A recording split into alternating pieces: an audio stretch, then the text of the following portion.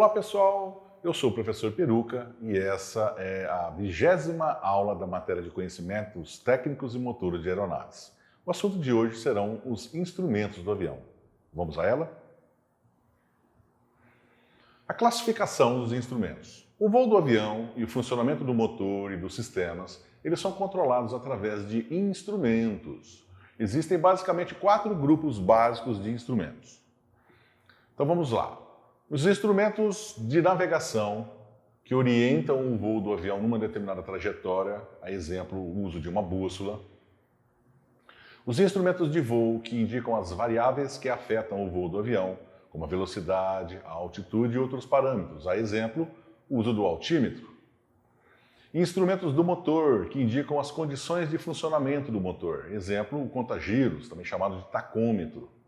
E por fim, os instrumentos do próprio avião, que indicam o funcionamento dos sistemas da aeronave. A exemplo, o liquidômetro, que indica a quantidade de combustível aí nos tanques. Então, pessoal, quando vocês começam a fazer os primeiros voos, a parte prática do curso de piloto privado, vocês vão observar que na maioria das aeronaves das escolas de aviação, elas possuem um grupo bastante limitado, um número bastante limitado de instrumentos. Os instrumentos que vocês terão nessas pequenas aeronaves são basicamente o mínimo necessário para que o piloto possa controlar o voo. Mas, a partir do momento que você passa a utilizar aeronaves mais complexas, vocês vão observar que a quantidade de instrumentos no painel vai crescendo, Mas não foge à regra, independentemente da quantidade de instrumentos que vocês tiverem, todos eles estarão dispostos, distribuídos no painel de uma tal maneira que venha a atender esses 4 grupos que a gente acabou de estudar agora, tá? Então, nas próximas páginas, eu vou passar para vocês aí o funcionamento, o princípio de funcionamento de alguns desses instrumentos. Não a totalidade dos instrumentos que vocês têm no painel, porque senão nós teríamos que fazer uma aula especificamente sobre instrumentos, é uma aula bastante extensa, E hoje em dia também outra coisa que a gente observa é o surgimento de uma série de painéis classificados como Glass Cockpits. Esses Glass Cockpits, eles são, na verdade, painéis todos digitalizados, em que as informações mostradas vêm num formato digital, não mais através de instrumentos analógicos como se via aí no passado.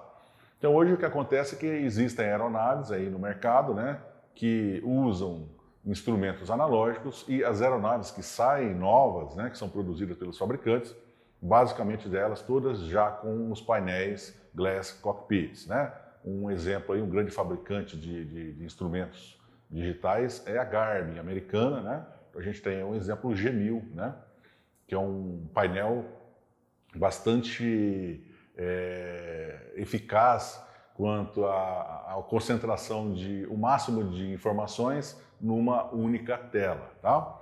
Mas o que a gente vai ver aqui hoje é o funcionamento, o princípio de funcionamento dos instrumentos analógicos encontrados na maioria das aeronaves de instrução, tá? Então vamos a esses instrumentos.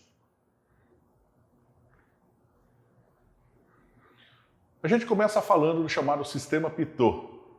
É chamado sistema porque, na verdade, é constituído de um conjunto de tomadas destinadas a fornecer informações para o funcionamento de 4 instrumentos, o altímetro, o velocímetro, o variômetro e, em caso de aeronaves a jato, capazes de voar a altas velocidades, um outro instrumento denominado de maquímetro.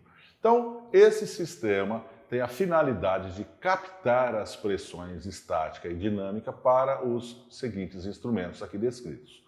Aqui na imagem, a gente tem um tubo de Pitot, na maioria das aeronaves ele é colocado sob as asas, Então a gente vai ter um tubo aqui no formato de um L, e esse tubo de Pitot ele tem uma tomada de pressão total na parte frontal, é assim denominado pressão total porque, na verdade, quando a aeronave está em movimento, o que vai entrar por essa tomada é a pressão estática mais a pressão